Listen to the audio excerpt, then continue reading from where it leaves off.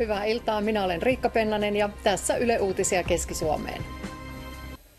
Jyväskylässä on saatu hyviä kokemuksia miesten tukihenkilötoiminnasta avioeron yhteydessä.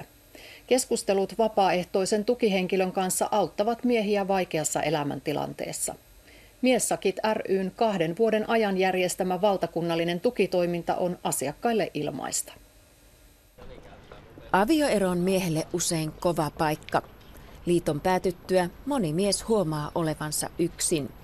Erosta elossa tukihenkilöpalvelussa vastaeronnut mies saa puhua saman jo läpikäyneelle miehelle. Kun näitä ei voi harjoitella etukäteen, niin siinä pudotaan jonkunlaiseen suohon. Painitaan äärimmäisen henkisten voimavarojen äärirajoilla. Ja olisi tärkeää saada mies puhumaan, koska on todettu, että kun mies saadaan puhumaan, niin ajatukset selkiytyy. Miehet eivät yleensä avaudu helposti, ainakaan vaikeista asioista, paitsi kännissä kuppilassa. Siinä on vaarana vaan se, että jos jää liikaa taskuihin sitä katkeruutta ja vihaa, niin ne on kyllä sellaiset valot, että ne sammuttaa kyllä niin kuin elämänhalun polulta. Luottamuksellisia keskusteluja tukihenkilön kanssa käydään vaikkapa kahviloissa. Juttutuokiot saattavat helposti vierähtää parituntisiksikin.